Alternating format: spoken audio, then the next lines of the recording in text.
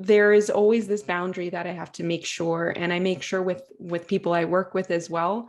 If you're waking up and scrolling and you're going through it and you're just consuming mindlessly, it's going to start having an impact on your body. So consume mindfully, and then you'll see how present you can actually feel. Welcome back to the Corner Talks podcast. I have my good friend here. How's it going, man? Happy to be back. No, it shouldn't be about anything. Like, this is one life. Yep, one life? Like, fucking do it. My guy. Like, she just got it. She totally understood it. 20 years old when I started just watching a lot of movies. And it tells a story. I want to tell a story.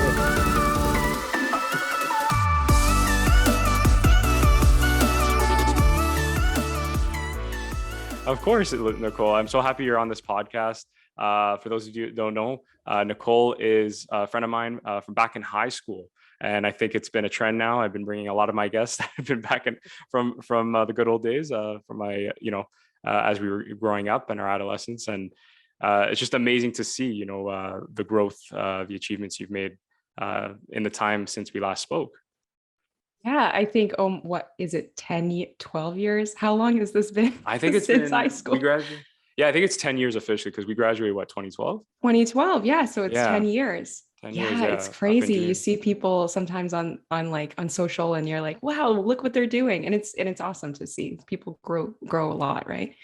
Yeah, and growing what they're doing. And, I was speaking to Jessica Campiani, Stephanie Nicole Pilli, like on the podcast, and they were, they were just commending me on like the platform. Like, it's just amazing to see what people are up to. And that's why I bring on people like yourself. It's not just because, hey, it's a friend, let's just, talk about life, and let's just reminisce about like the old days, or, make inside jokes. It's actually to revere your accomplishments, revere what you've been doing. Because people don't realize, especially those that we went to high school with, some people don't realize 10 years have passed. That's a lot of time.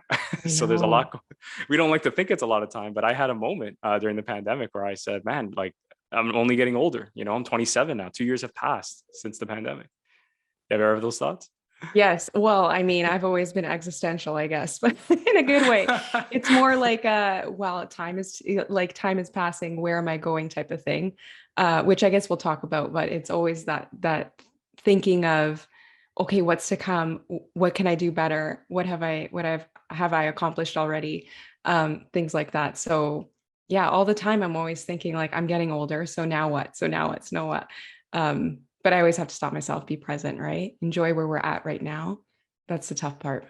Yeah, that is a tough part. That's something people will ask me, like, what do you struggle with most? And now that you've accomplished this, what do you struggle with that? And I always tell them it's, being sure of yourself, being in the moment, not being anxious, just really being proud also.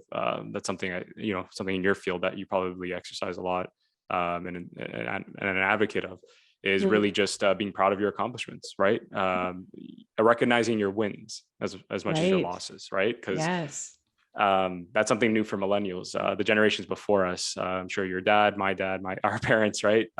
They didn't have that kind of mindset. Or am I wrong? Did you have a different kind of upbringing? Well, no. It was always, in a way, it's the Italian immigrant type of mentality that comes into, like, it's a lot of just working, right? Making sure that there's food on the table, everyone's safe, everyone's comfortable, make sure this is a traditional and happy home, and family comes first, and making sure everything that you're doing is work to do that, to achieve that, right? But in terms of like enjoying where you are in the moment, or celebrating that, there was that, like, I got a lot of gratitude at home. I got a lot of recognition at home, which was really great. But it was something I had to learn about myself, like, be happy with who you are, and love who you are, and love what you're doing, and be happy for the things you've accomplished. Because I think when we were small, if we had that type of family dynamic, it was a lot of like, we'll go to work and make sure that there's food on the table type of thing. And there wasn't room for that much else. So So and don't get me, I'm really happy to hear that. And, don't get me wrong, like, don't want to sound too cynical about my own family. My family was definitely encouraging of my own, my dreams, my aspirations, and they still are. But I bring it up because is exactly you, I'm an Italian, my parents are Italian immigrants, I'm a first gen Canadian. And I was growing up with like those values. Really, it comes down to there was no time to really ask yourself, like, what do you want to do? That was always the impression like I got growing up. It was kind of like, it's all set out. You go to school, then you go to university, and then you graduate, and then you get a job. Like, I'm not kidding. Like, that's just how it was wired. And there's always this like kind of conflict within me, like this friction I felt with my family of, how can I, overcome that? Like, how can I become something bigger than what I am? Because there was something pulling me that wasn't of the norm, this dream of being a filmmaker, a director, creative. I was telling Daniel Chan on the podcast, another, classmate of ours, we never talked about the arts. We never talked about things outside of sports or athletics or, the latest party. We always, it was just a very surreal reality where very typical, I should say, of pulp culture, right? How we kind of see the movies. The starving artist. The starving artist, right? But also like just in high school, like, never really, like even for yourself, like I remember, I don't think you ever, or I could be wrong. Like, did you ever talk about well-being and mental health and the importance of being one with yourself? No, I wasn't. Yeah, no, that's what's so funny is I think like I was into drama 100%. I was in the drama program, right, in high school. So drama was my life. That was the difference, right? Is I was raised with theater and the arts in my life. My dad was very much into that. So we were listening to musical theater soundtracks on Sunday mornings. Like it was just, that's the way it was at home. But those were the things where it's like, well, you're not going to be doing that type of thing. It was more like, I remember I wanted to take, it's not even arts. I wanted to take woodshop. And it was just a no. Like, it's like, no, you're going to take an academic course so that you can get into university, Nicole. And, so you could have been in my woodshop class, but your dad exactly. I could have been. Yeah, we could have been. But it was a mixture of both. It was a very conflicting, right? When you're in drama class and you see people they had their own agents, and it was very fun and expansive, but it was also so competitive. And it just turned into this like, well, this is a competition. I'm a starving artist. I'm not going to make money doing this. Yeah. I gotta take the practical route. That's true. And when you're taking the practical, quote unquote, practical, is it very practical? Is it practical to be unhappy or feeling like you're on autopilot later on in life? It's not that practical. But we see it as practical, right? We see it as like, go this way, go this route. And that word, typical traditional route. And then most people are feeling low, depressed, anxious, unhappy with where they're at because their creativity wasn't necessarily fueled, or they weren't taught sort of to appreciate in the moment where you are and to expand people's minds and to start loving life in a certain way. So where was I going with this? No, but so anyway, it was conflicting, right? At one side, I had all of this expansive artistry in my life. And then on the other hand, it was like, well, you got to go a practical route nonetheless, right? You got to make money for sure. And you got to have safety in your life. And especially like, again, coming from a family of those values, coming from, obviously, your dad, right? I know your dad. They don't know any other route, any other path. Right. I was talking about this with a friend last night. Of course they're not wrong. They're not evil. They don't want what's bad for you. Because when I was a kid, like, that teenager rebellious, like, I don't want to do what you wanted me to do. Like, you just hate me, whatever. But you look back, you're like, no, I think it's because they just didn't know any other route. You know what I mean? Like when I acquired this, my whole life, like I've always telling my parents, like, I want to work in Los Angeles. I want to work for a company in Los Angeles. I just want to be in Los Angeles. I don't know how, but I just want to be situated. And quite recently I got, through my business, a client of Impact Theory. Who is based out in Los Angeles. So I provide work for them in Los Angeles with the potential of going there one day. And when I got that role, that position, my parents, you could tell, were like, oh, like it was kind of like an embarrassed moment. Like, oh, we didn't think, like they always knew, like they believe in their son, right? The self-esteem is there. But it's more like when it happens, it's like, oh shit, you know what I mean? Like things can really happen if you push yourself, or if you just see it from a different angle. Right? It doesn't have to be this conventional path, like practical. I love that you use that word. It's like, what is practical? Like I always use my parents, God bless them. They worked hard their whole life and they've gone through a lot of hardships. Companies they work for either went bankrupt or they got let go. And I saw how devastating it was when they were out of their job. Now they love what they do. Like, it's not like they have this other passion, but I say to myself, like, imagine if that was me. like working a job as an accountant, and I got let go after like 30 years of putting in my time thinking this was the job. Like, I don't know if I could live with myself. I think that fear of regret, that fear of, being 90 years old, like I got grandparents, nonni as we call them, Italian, that are like 95, and I look in their eyes and I'm like, they have so much regret themselves about like other things, but I'm like, last thing I want it to be is about my dream. Does that make sense? Yeah. Yeah. I have the sort of the core values exercise that we work together with clients, and usually, you have the top 4 words of the things that really drive you, and whether that is comfortability or safety or tradition or its impact or having a voice or whatever it is, right?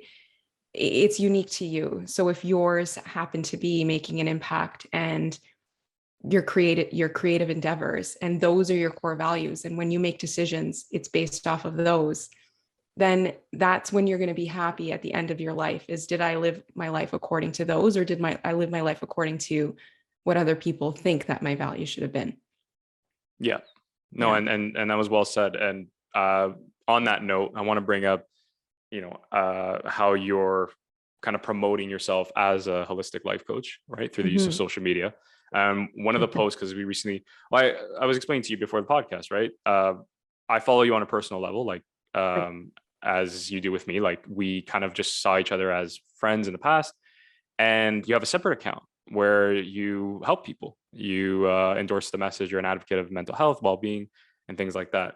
And one of the posts that you've made that really caught my eye, it was really comedic, really heartwarming, kind of brought out a lot of your personality, like the Nicole I remember. Help is on the way, that video, it's right? the drama. I needed the drama in my life more. Yeah, I love it. I love it. But and that's what I mean, right? Like, that's what captivates the viewer. But what really intrigued me about it is because I read the captions, and you're very thoughtful with them, is about you're targeting people that feeling miserable with their life, right? And although it's quite moving, you actually provided like a backstory of yourself, to kind of let the audience member into your world and kind of like understand where you're coming from. So I want you to walk us through like the story. Like, how did you go from this journey as a holistic life coach, from working a corporate 9-to-5 job? Like, where was the inspiration that led to it? And yeah, how are you doing so far? Yeah. So what happened was I went to, I think in 2017. Yeah. In 2017, I went to Bali. And I'm sure everyone knows of Bali by now. It's this paradisal sanctuary, right? If you haven't been, you got to go. But even Gary Vee. Yeah. I just want to interrupt there because I know you're a fan of Gary Vee. Do you remember he's like, this is your time to go to Bali for a year? Yeah.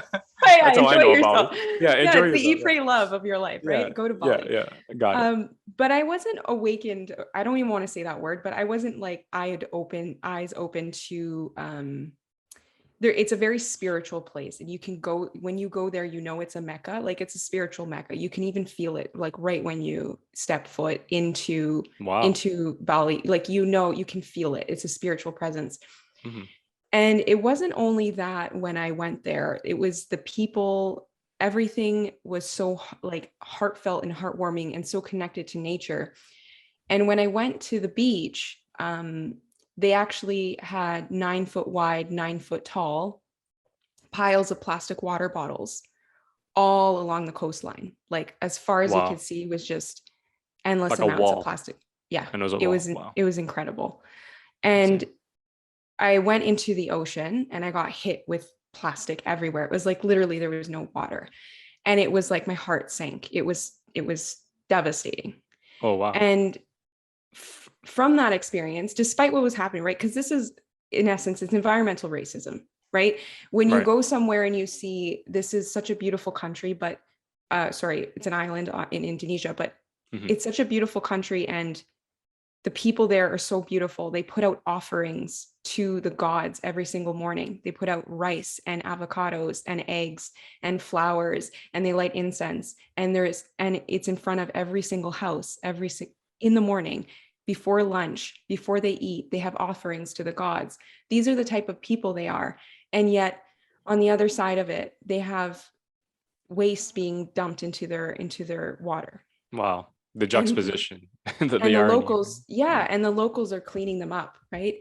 And yet the people were still so welcoming, so connected to earth, so connected to one another. And it wasn't anything I've ever experienced before. It was slow, it was mindful, it was spiritual, it was beautiful. And I came back to Toronto after that trip, and I was just like, what? Like, why hasn't anyone, first off, been discussing, and they have been, but I just hadn't known, been discussing like what's going on environmentally? Why hasn't anyone been discussing like how beautiful these people are and how connected to the earth some people are? Why hadn't I been introduced to any of this? And then I got a job at the bank as an administrative assistant to start. I've actually moved up a lot since then. Nice. And it was completely different than what I had seen and felt and witnessed on the other side of the earth. And it was so fast, and everyone was talking about money and more and being faster and being better and more money and concrete and waste and eating meat and all of this stuff, right? And I got overwhelmed, right? I got overwhelmed to a point where I started feeling extremely purposeless because I didn't know how I was going to help. And it was up until that point where you kind of have those pivotal moments where you're like, can I swear on here? Yeah, of course. Why the fuck? How the fuck did I get here? Right? Yeah, when you look around and you're like, how the fuck, how did this happen? Like, how am I in this chair right now talking about something that I really am not caring that much about? And while something else is happening on the other side of the world, or even in next door here, there's pollution everywhere. Why aren't we talking about this? Or why aren't I making an impact? And it was hard for me. So I became very autopilot like feeling, where it was just like every single day, take the train, go to work, concrete buildings, come back home, watch Netflix, go to bed, repeat, rinse and repeat, rinse and repeat. And then I started thinking to myself that I'm not the only one that's doing this, right? This is a lot of people's lives. And there's nothing to knock being in corporate. There's nothing to knock like going home and watching Netflix. There's nothing wrong with that. But we lose ourselves along the way. We lose who we actually are. We put on layers of what we think we need to be. And then sometimes we get hit with, well, shit, who am I?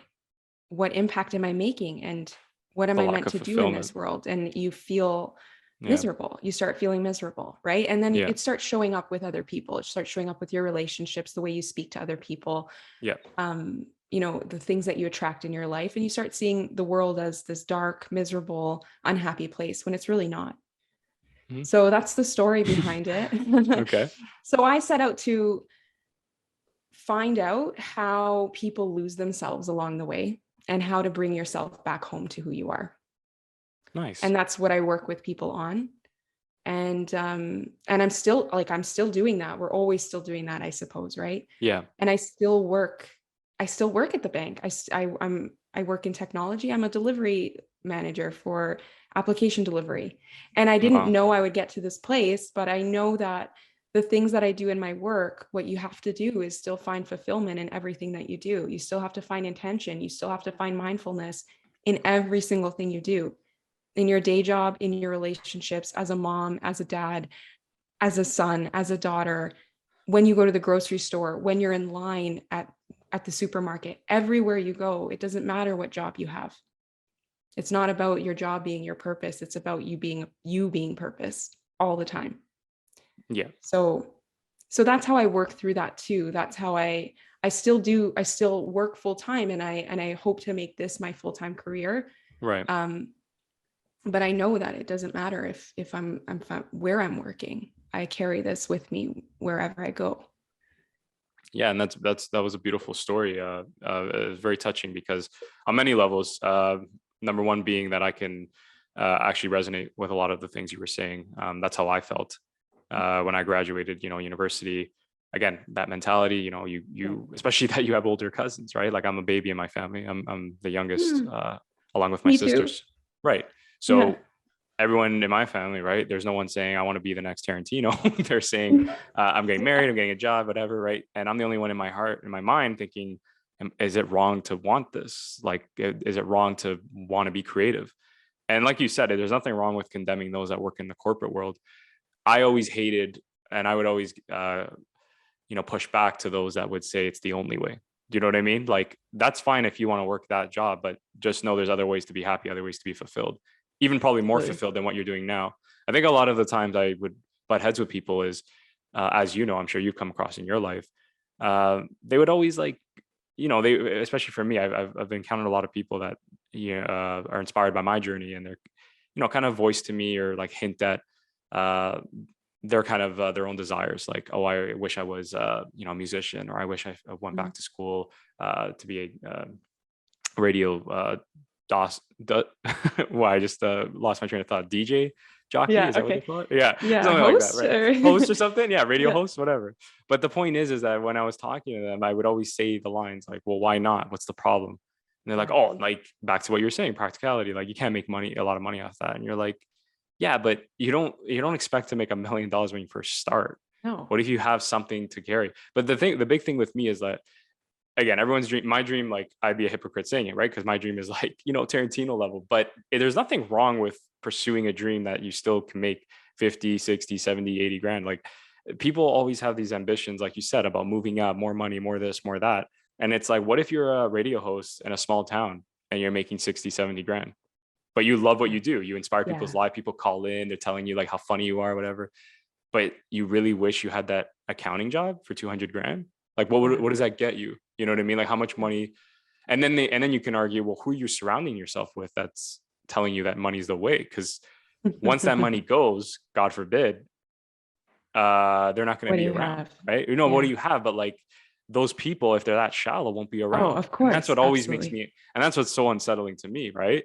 And that's what I'm saying. That was like the process of me just like reverse engineering the whole thing and saying, what do I really want? Like, just asking myself bravely, like literally before the pandemic happened, Nicole, like, what do I want with my life? You know what I mean? And it's a very brave and dangerous question to ask. It's so dangerous. Yeah. Right? It'll take you down some. Yeah.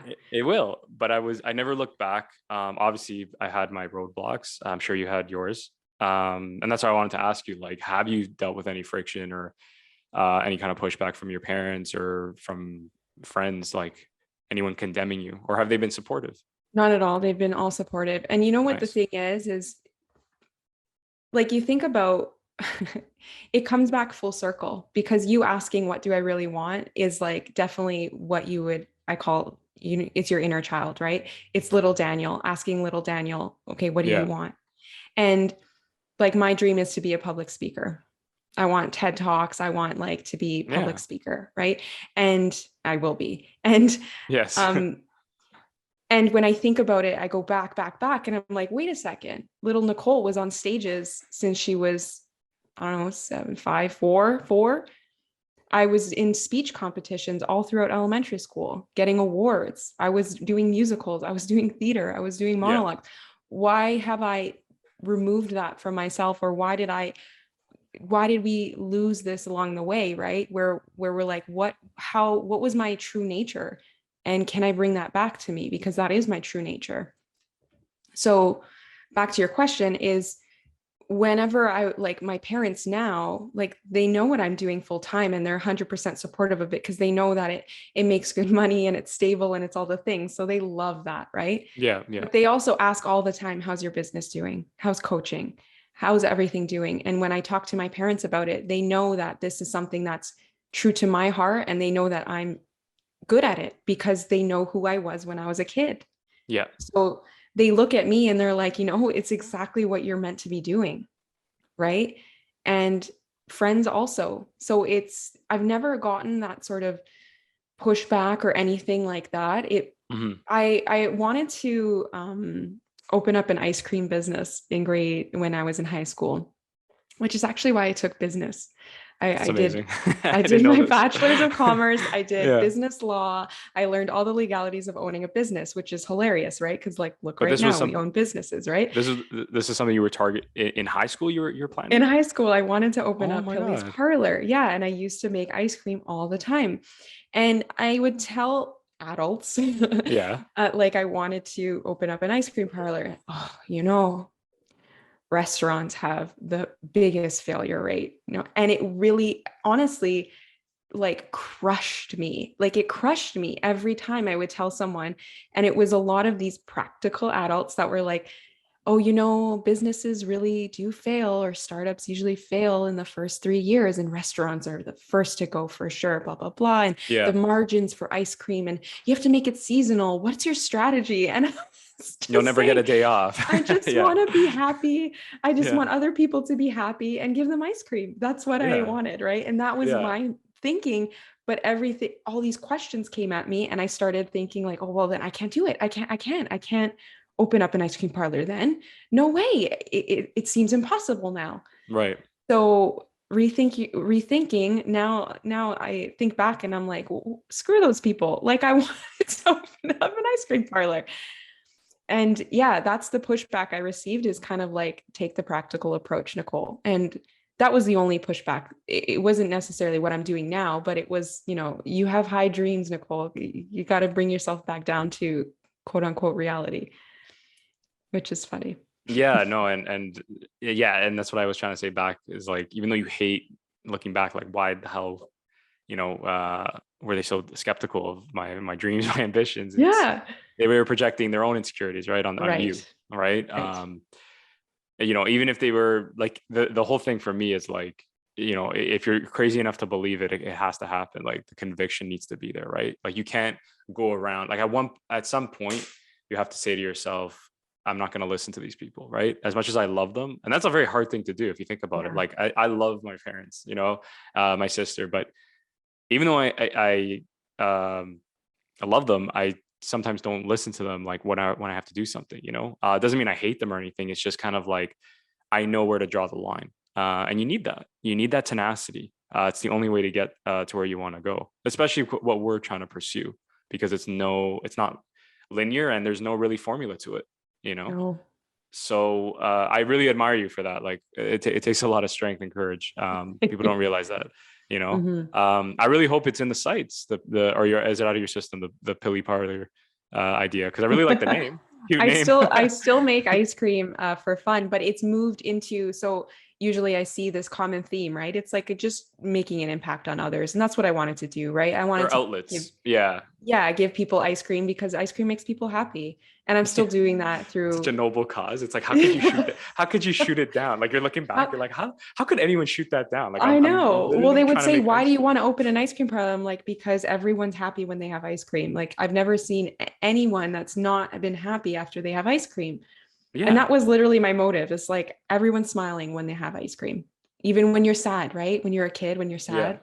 Yeah. Oh, you hurt your knee? Like, let's go. You want ice cream? You went through a breakup? You went through a breakup? You got ice cream? You see it in the movies, right? Yeah. And I mean, now I would see it probably as like these coping strategies that maybe we lean on too much. No, but it works. It's scientific, right? It hits all the I guess the dopamine levels that up. Comfort. Yeah.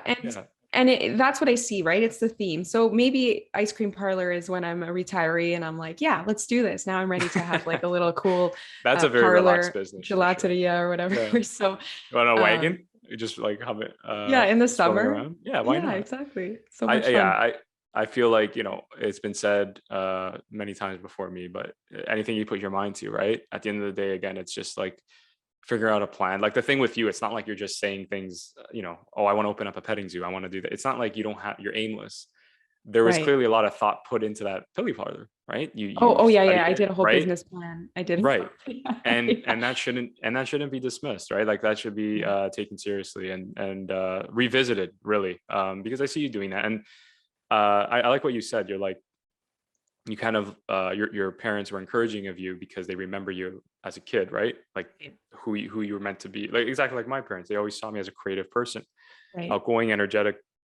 Excuse me. And with you, I was going to get back to basically not only look at your parents or ask your parents for permission or maybe for that insight, is your peers, right? Like for someone like me, knowing you, that's perfect. You know, it doesn't have to be ice cream, but I always saw you in that kind of field because you're very charismatic and you're very likable. You know what I mean? Like you have that quality. So when you tell me you want to be a TED Talk speaker, right? I'm not like, oh, like that's ambitious. I see it. You know what I mean? Because you enjoy talking to people, you know, and you're courageous. You post online. Like I look for things like that. Like that takes a lot of guts. People don't realize that, especially a girl, like a woman your age, you know, what, 27, you know, they're not posting stuff like that. Most of the time it's a facade, right? Of what they're really going through, right? But you're very vulnerable, and that's what I really appreciated. So very cool. Thank you. Yeah, very cool, Nicole. And I wanted to, so touching on the subject of social media, right? Like posting and always the entertaining, always the entertaining and thoughtful posts that you make.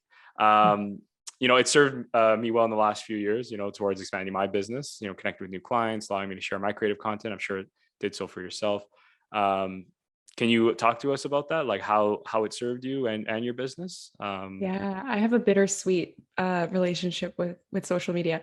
Okay. Tell us about that. It has definitely helped. It has definitely helped, and it's helped me Yeah. be more creative. And I think it helps solidify what I want to put out in the world. That's what's helped a little. That's what's helped for sure is, okay, knowing what do people need and what should I be talking about type of thing. That's what social media has helped with. And also, of course, connection, right? I've met so many people, part of spiritual communities and life coaching communities and just women empowerment communities, like just around, like across the board and from different places all around the world. And I've formed relationships with them. Like I have a very good friend who lives in Texas. I've never met her in person, but we've just met through social media, and we talk all the time about intimate things. And it's that great connection and like community part to it that I love. I do have that bittersweet relationship with social media because I like to practice or I preach a little bit about the fifth limb of yoga, which is pratyahara, which is control of external stimuli. And the fact that we have a lot of bombardment of stimulus in our life, and you'd know this for sure, right? Yes. You're doing film, you're doing creative work, right? And it's loud, or it's bright, it's colorful, it's look at me, it's more, and it's flashy, and commercials and Netflix and social and scrolling and all that stuff.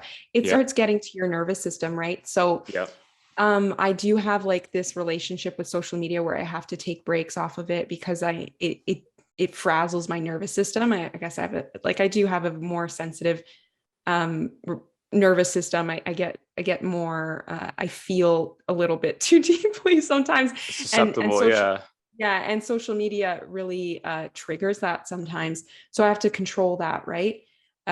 So there is always this boundary that I have to make sure, and I make sure with people I work with as well. You know, if you're waking up and scrolling and you're going through it and you're just consuming mindlessly, it's going to start having an impact on your body. So consume mindfully, and then you'll see how present you can actually feel. So that's my relationship with social media. I love it because it helps me promote my business. It helps me connect with others. And I also have those boundaries with it where I have to make sure, control of external stimuli, look within first, Nicole, and then, know what you're going on there to consume. Yeah, no, that's very well thought out. And again, something I relate to, and many people probably listening, my business, especially, like I go through it and I still am the being overly stimulated, not knowing to detach. This week was crazy for me. I'm not going to lie. I felt like a drug addict. I couldn't not look at my phone. It was bad. Like I felt like I was in a dark place. I'm like, and then your mind starts playing games like you're never going to go back to the normal. Like, I don't know, just like all this like crazy stuff happening in my head. But again, it's like, and this is what I mean by the bittersweet, or what you meant. I meant like how I can understand what you're saying is it's that pull. It's like, it's benefiting me. Like it got me to this point in my career, it's needed, it's required to get my message, my voice, my stories out there. But God damn, like it really takes a toll on my mental health. And it does. It's not because, and I'm glad you said that it's not because you saw a post or like, you were envious about something or whatever, because the highlight reel, right? It's just the nature of being bombarded with always the flashy, shiny objects, right? The dopamine hits. You post a picture, right? I learned something the other day, confirmation bias. How many times have you been in a situation, or you could be different, but I've been in this scenario where I post something then 5 minutes later, I'm like, oh, did it get any likes? Oh, You know what I absolutely. mean? Yeah, yeah, for And it's sure. like, well, why would I check? Why would I check if it got likes? Like, I know it's going to get likes, but like, it doesn't matter how many it gets. Like, and then confirmation bias is like, you are satisfied. You're looking for approval of something you already kind of know exists, right? You kind of keep going back to that. And that's what you mean by like that's what eventually leads to the burnout feeling, the unfulfillment, and the purposeless like nature, right? Like that dreaded somber kind of aura that you have within you. Like this week, Right. exactly, right? Like the past, it's like it just got to me sometimes, like, and I got to look on social media for work for what I do, right? And it was just like, it's like an abuser, like going back to the victim, going back to the abuser. Yeah, It's yeah. like, but one thing that what I took from your story there is that you need to allow yourself that time. You need to have discipline, Boundaries right? for The sure. boundaries, Yeah. exactly, right? To step away from it. And that's Mhm. what I kind of did. That's what I did this weekend. I kind of said, you know what, enough with the social media. I try to do that on weekends, actually. That's why you don't see me post, or barely, is because I just really want 2 days to just not look at it or be bothered by it. But obviously I looked at it because I had to make sure this podcast was still running, and Right. Nicole didn't message me saying, hey, I'm I late or actually did the whatever. same thing. I'm like, did he message me? Okay. Yeah, right. But that's what I mean by like the practical, Mhm. like real life kind of gets in the way, right? Yeah. It's like you can't just ignore completely and say, well, I don't know if she texts me. I'm just gonna sit here until she does, right? Right. Until she Right. shows up on the podcast, right? Because that's happened Yeah. before. An hour before, the guest would be like, oh, I'm late, or can we postpone or whatever. Imagine if I had my rule like, no, don't look at social media. Don't looking. I'll be sitting here until there's cobwebs around me. So I understand that completely, and that's so great that you have like a healthy balance, and you're able to remedy those situations. Um, so you've developed contacts, which is great, and that's something that I've also wanted to mention as well. Isn't it amazing, like through social media, like you make friends with people you've never met in person? Yeah. And you have these amazing conversations. Like, look, see, it's like it Mhm. brought us back together. We're talking here, and Yes, like it's yes. an impactful conversation. And that's what I enjoy about it is it's that funnel to actual human connection. Well, I mean, you're Yeah. still doing connection there, but it's a funnel to creation, a funnel to collaboration, a funnel to having a community or talking with another person, right? And bringing that outside of the app is what's more impactful, right? Like being here and talking to you feels so much better than being on Instagram and scrolling, or like trying so hard to figure out the algorithm that continues to change.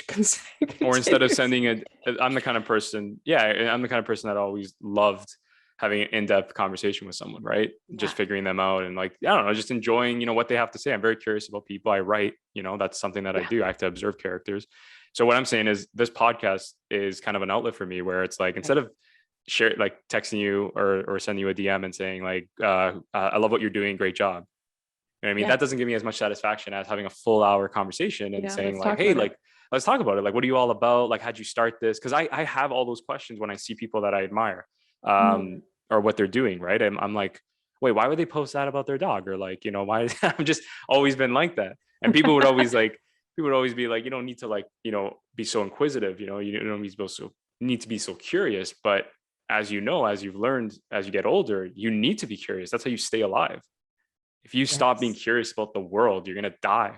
You know what I mean? You're just going to burn out. It's little Daniel. That's inner child thinking. That's what child, we need. We yeah. need the curiosity, right? The We need to be curiosity, asking the questions. And why not dive deeper into who people are? Like that's the best thing to ever do, right? No, for sure. Is to And find even, out more about people. yeah. And I do it even for like, for example, for yourself, right? Like, for the podcast, you're like, oh, I want to check out the Jesse Pompiani and Stephanie Locopolo one, right? And if you haven't heard from them in a while, isn't that amazing? You can, through our conversation, get an insight, like, oh, that's what they're up to. That's it. It's kind of like a reciprocation, right? It's a cycle.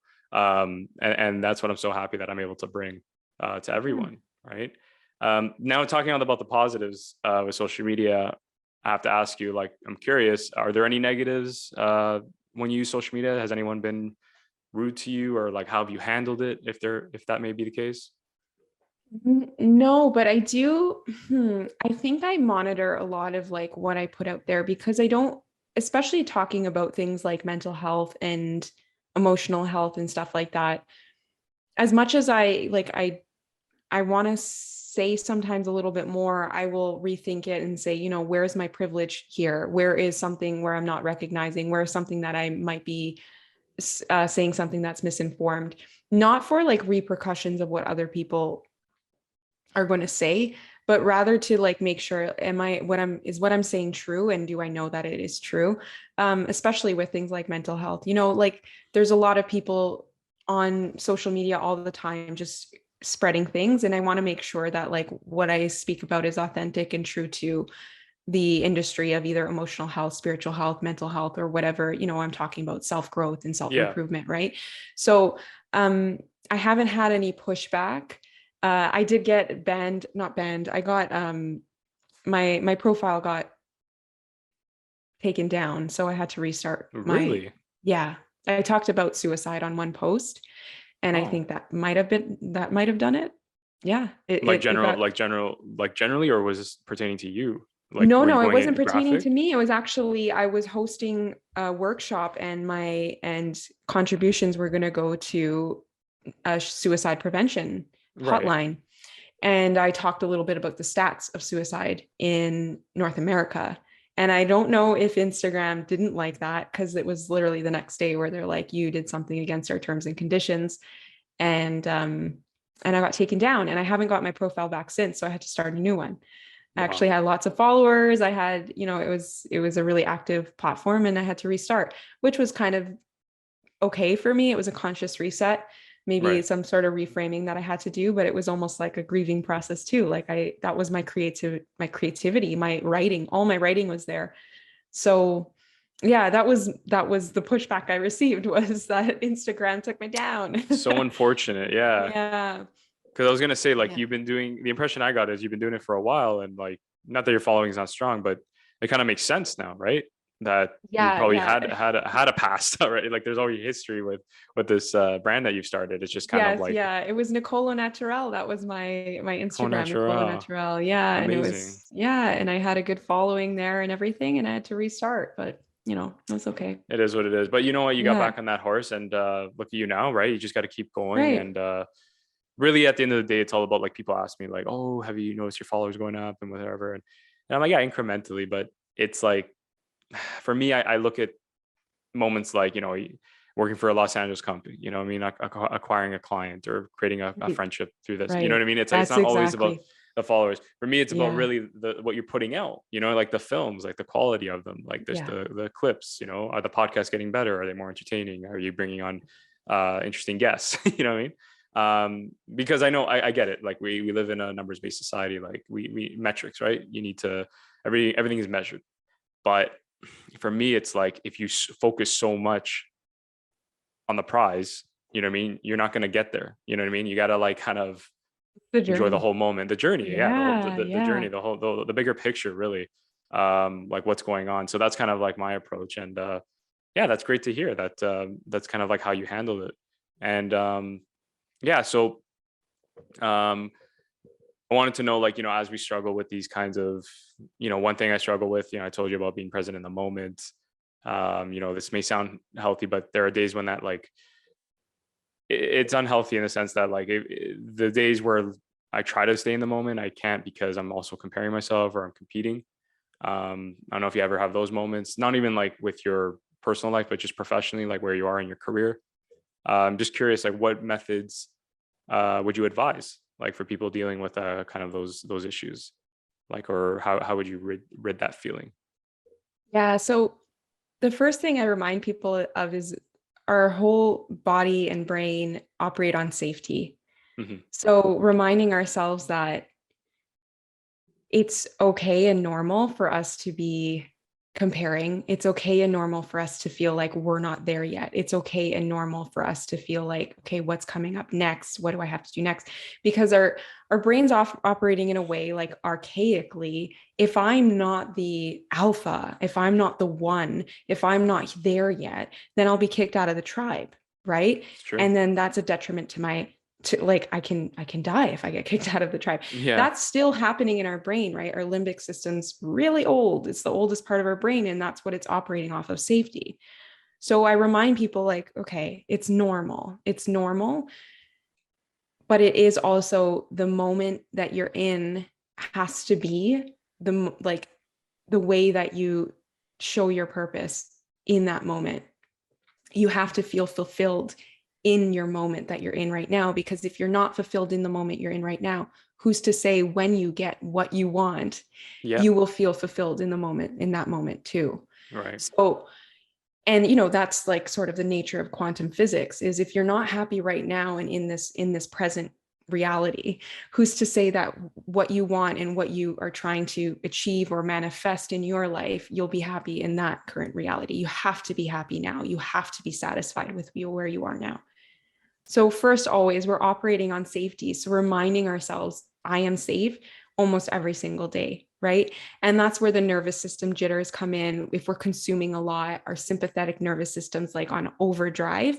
And that's when we start feeling anxious and we start feeling like I'm not enough, I'm not worthy, I'm not safe, I'm not seen, I'm not heard, right? Exactly. And so coming back to the core underlying, I am safe, it helps relieve a lot of that. I am safe. I am safe where I am heard, I am seen, I am loved. It doesn't matter what I do, I'm always worthy, right? It's not what you do, it's who you are. And you're always worthy. Your soul is innately worthy, right? We're just a human bodysuit with the soul inside. So the human bodysuit feels unsafe, but the soul's like, I'm worthy. I got this. Like, I'm worthy. I'm innately worthy. There's nothing that will warp my worthiness. It's only through your perception and through your human bodysuit that's going to warp your own perception of worthiness. But the soul inside is innately worthy. The soul is infinite, the body is finite. Like, that's why we feel that, right? It's because we can't comprehend, we can't conceptualize, most of us, right? That there's more to us than just this flesh and blood. You know what I mean? And that's exactly your point, right? Feeling safety. And that's something that I actually need to kind of continue telling myself, but also kind of the steps that I've started for myself in this pandemic is making a list of things that I'm grateful for whenever I have a down moment, or just making it a ritualistic thing. Like every morning I wake up, just write down 10 things you're grateful for. And it really is amazing. Like after 30 days, like say, like it works, you just kind of go into a habit and you kind of smile and say like, you don't worry about petty things anymore. And even if something devastating does happen, your brain will be like, yeah, but remember that time you did this, or remember that time you accomplished that, or remember, like you kind of flip it. And that's the key. Because naturally our brains does go negative, right? And it's kind of looking for the unsafe scenarios, right? Looking for the unsafe scenarios, because it's like, okay, where am I potentially in danger, right? And I love how you brought up the gratitude, because what happens with gratitude is you start seeing the subtle, tiny little moments in your day that are so incredibly amazing. Like just before this, I was just looking at my dog and I'm like, you are like a vessel of nature and you're just so sweet. And I was staring at her and like the sun was beaming down on her face and she's looking at me with her big brown eyes. And it was that moment where I'm like, this is one of those moments where it's like, it doesn't matter what I'm doing. It doesn't matter what's to come. It doesn't matter. It doesn't matter right now. Like all that matters is that I'm here with this beautiful pup and I'm happy in this moment. And when you practice gratitude, it's not always like what I've accomplished, and those are amazing too. But it's just going throughout your day and being incredibly grateful for every single moment, for seeing every single thing that to sitting on this chair, to having presence. And it does start a lot with presence, right? Like being truly present with where you are so that you can start seeing those moments of wow, this is actually, I'm safe right now. And this is a great place to be. Yeah. And back to, someone that we look up to, our role model, Gary Vee, right? As funny as he is, extremely, is he your role model? I know. Well, in a way, in a sense that I make people laugh, but it's the truth. He speaks very similarly to my mom. My mom speaks the same way to me. Yeah, it's actually crazy in this house. So what I'm saying is, when he says, back to your point about gratitude and realizing like the things that you possess, things around you that you're appreciative of, he also says, realize the place you are in the world. You know what I mean? Like where you scale. You know what I mean? Your position, because especially with the events, not to get political, but what's going on with Ukraine and Russia, it's like, holy shit, like I'm worried about, my film not getting into a film festival, and there's people like getting uprooted from their home, or there's children dying. Like, it's just horrible, right? And back to your point, it's like, we don't mean to be selfish. It's just the brain has a mind of its own, and if you don't know how to kind of take control of it, it could take control of you. And that's what happens, right? It's that primitive. You're absolutely right. I'm so happy you said that. Is people don't realize, like, we're sophisticated, we're advanced, we've, explored so many avenues, that human potential can cover. But the brain is hundreds of thousands of years old. It hasn't changed. It's not like an iPhone where you update it. You know what I mean? Like, it literally thinks we're still like cavemen, probably. Yeah, right? exactly that. Yeah. We're just adapting. We're adapting it to our world. But like you said, tribalism, like, that's why in high school people had peer pressure. That's why in high school people were insecure. People did things that were questionable. Like, it was to fit in. No one wanted to be isolated, because everyone knows if you are the loner in high school, you suffer. You don't get affection. You don't get attention. You don't get the respect. That's a big thing. And it all goes back to that. We're not worrying about lions anymore, tigers. We're worrying about our emotional stability, our mental health, right? So, for sure. Really for cool. sure. Yeah. But always go back to the inner child too, because the inner child is going to be where, you have those core needs, this feeling seen, feeling heard, feeling safe, right? And a lot, as much as we have great childhoods, we still have those moments that are imprinted where we didn't feel that. Yeah. So making sure to carry that with us and make sure, like, little you is happy, and little you is finally seen and heard, and you're giving that to yourself, right? Fulfilling your own need. Yeah, for sure. And just to touch on that point, because I love that you said that, access your inner child. That's something that I kind of do to remedy, is remember a time when you didn't have all the vanity, right? When it wasn't about that, right? Mm-hmm. Just when you're innocent, when you're just a kid that loved movies. Yeah. And that's when I kind of go back to, because sometimes I get caught up, like, oh, I'm not going to do this because they're not paying me this, or I'm not going to, I can't do this because I don't have enough talent for that. And just go back and say, why are you doing this? Are you doing it for all these checkpoints? Or are you doing it because of the love of the craft, right? So right, exactly. I love that, Nicole. Little Nicole, little Daniel, access that, right? Always. Look at for anyone who's watching. Oh, yeah. Wait, hold on. I got a bunch of notifications. How do I get rid of notifications on my phone? Just open and then close it again, maybe. Oh my gosh! You see, like, this is when and now I care, and I put it like far away from me, like like our parents do. Anyway, I have like a picture of me as a kid. That's amazing. On my background. Yeah, always a reminder, like, have little Daniel on your desk as a motivator. I don't have a wallpaper, but you know what? That's crazy that you said that. I actually do. I have a photo in my house on my fridge still of me, like, when I was like amazing, 2 or maybe 5. And like I look at it and I kind of like look at that child and I say, like, make your younger self proud. You know what I mean? I kind of like think back to that. But lovely conversation. Thank you so much, Nicole Pilli, for coming on the podcast and sharing your story. Yeah, it was so insightful, so heartwarming, and really inspiring to hear all that you've achieved, and looking forward to more, So thank you once again. Me. Yeah, of course. Well, thank you everyone for listening. Thank you again, Nicole Pilli, for coming on the podcast, and we'll talk soon.